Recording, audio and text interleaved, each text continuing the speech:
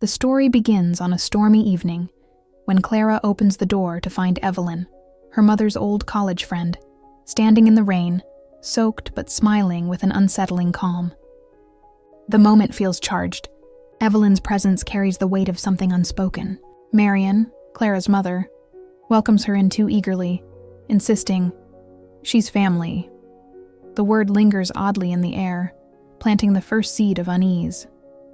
To Clara, Evelyn's arrival feels less like coincidence and more like intrusion. As the evening unfolds, the tension thickens. Evelyn's eyes follow Clara too closely, her comments brushing against memories Clara doesn't recall. Remarks about the house layout, her father's old study, even the scent of his cologne that she couldn't possibly remember. Clara's confusion grows into discomfort. Marian brushes it off with polite laughter, but beneath her warmth is a subtle nervousness, as though she's hosting not a friend, but a ghost from a life she buried long ago. Later that night, unable to sleep, Clara overhears faint whispers through her bedroom wall, her mother's trembling voice begging, "She doesn't know. Please don't say anything." The words freeze her. Rain lashes the windows as she lies motionless, realizing that her mother is hiding something monumental. The air in the house feels heavy with secrets, the walls almost listening. Clara's last image before sleep is her mother's door closed tight, the light underneath flickering, a barrier between truth and the life she thought she knew.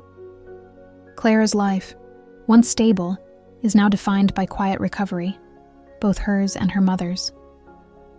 After a painful breakup with Aaron, whose betrayal shattered her trust, Clara moved back home to care for Marian, who's still regaining strength after a recent illness. Their days are calm but distant, filled with unspoken emotions. Marian is loving yet guarded, her warmth occasionally interrupted by moments of melancholy.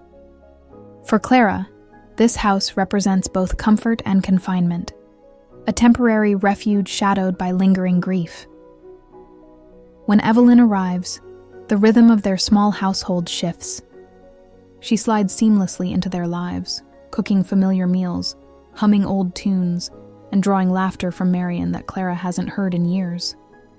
Yet the ease feels unnatural, almost rehearsed. Evelyn knows too much. Details about Clara's father, the garden, even the creak of certain floorboards. Marian glows under Evelyn's presence, but Clara senses an undercurrent of unease, as if Evelyn's affection carries hidden intent. Gradually, the unease takes form. Evelyn begins asking about the locked study, her father's old room that Marian never lets anyone enter. She recalls moments from Clara's childhood that Clara herself doesn't remember. When Clara confides in a neighbor, she learns that Marian and Evelyn hadn't spoken for over 2 decades, after a mysterious falling out involving Clara's father. That revelation cracks the fragile peace in their home. What once felt like sanctuary now feels haunted, not by spirits, but by buried truth. The fragile calm of the household shatters one night when Clara wakes to the faint sound of sobbing. Drawn by instinct, she finds Evelyn sitting alone in the dimly lit living room, clutching an old photo album. Rain streaks the windows as Evelyn's tears fall onto a photograph. Marian, Evelyn, and Clara's father smiling in another lifetime. Then Evelyn whispers, trembling, "He promised he'd choose me." Clara freezes in the doorway, her heart pounding, the sentence echoing like a confession long buried. When Evelyn finally notices her, the sorrow vanishes behind a soft, practiced smile. "I couldn't sleep," she murmurs, closing the album with gentle care. "Your dad was such a good man." Her tone is calm, but Clara can't shake the feeling she's witnessed something forbidden, a glimpse of grief that doesn't belong to a family friend. The next morning, Marian is uncharacteristically distant, her eyes avoiding Clara's. When confronted, she brushes it off. Evelyn's just emotional.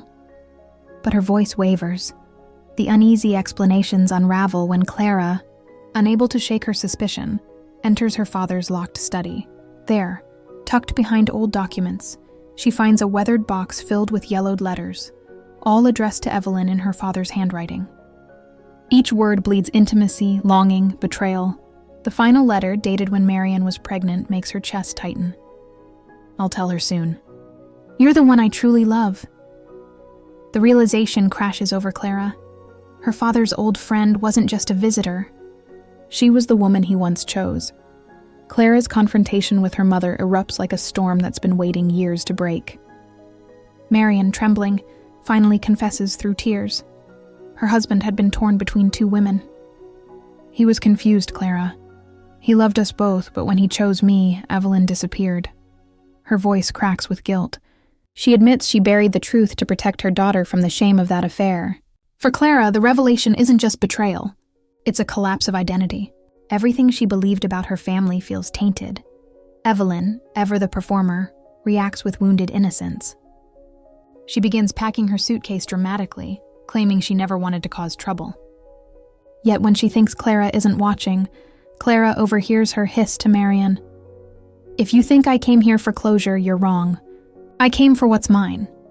That chilling statement changes everything.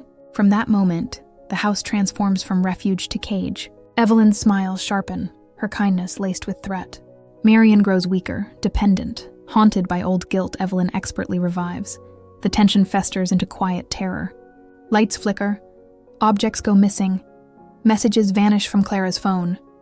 Subtle manipulations that make her question her sanity. Marion defends Evelyn at every turn, trapped in emotional debt. Desperate, Clara contacts Aaron, her ex, who warns her that Evelyn has a history of obsessive behavior. She'd been following Marion's life for years. Fear replaces anger. Clara hides a voice recorder in her room, determined to uncover proof. But every creak of the house now feels like Evelyn's breath, watching, waiting, tightening her grip. The breaking point comes late one night when Clara finally listens to her hidden recorder. Through the faint static, she hears Evelyn's voice, low, venomous, intimate, whispering to Marion.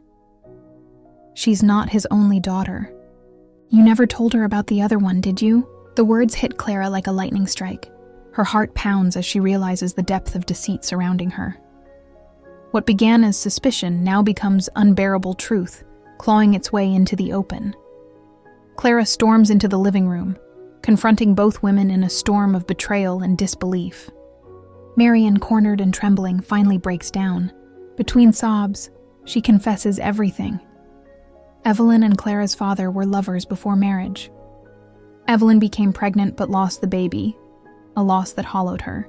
When Marion conceived Clara soon after, Evelyn's grief twisted into hatred. She convinced herself Marion had stolen the life meant for her. Every visit, every smile, every tear had been part of a long, festering revenge. The confrontation turns violent. Evelyn, consumed by rage, lunges for a knife from the kitchen counter, screaming, "You don't deserve her," as Marion shields Clara. The air fills with shouts, breaking glass, and years of buried pain erupting at once. Clara manages to call the police, her hands shaking uncontrollably. When they arrive, Evelyn is still muttering, eyes wild. "You were supposed to be mine." The illusion of family disintegrates completely, leaving behind only silence, heartbreak, and the echo of truths that can never be undone. In the aftermath, the house feels hollow, a monument to secrets finally exhumed. Weeks later, Clara and Marion begin packing boxes in silence, their movements careful, reverent, as if disturbing ghosts. The rain has stopped, replaced by sunlight that filters through cracked curtains. Marion begins therapy, facing decades of buried guilt, while Clara too seeks help to mend her fractured trust.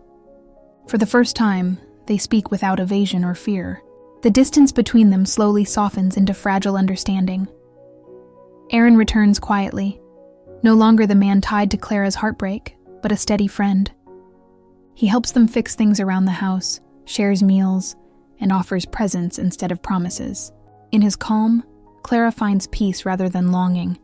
She begins to rebuild her sense of self, not defined by betrayal or secrets, but by resilience. The air feels lighter now, the past no longer pressing against every breath they take. Healing comes in small, human moments.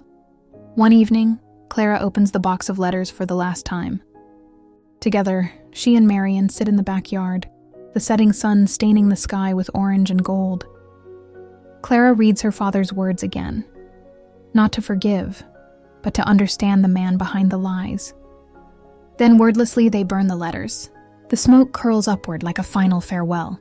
Watching the ashes drift away, Clara whispers, "Maybe closure isn't about answers. Maybe it's just knowing it's over."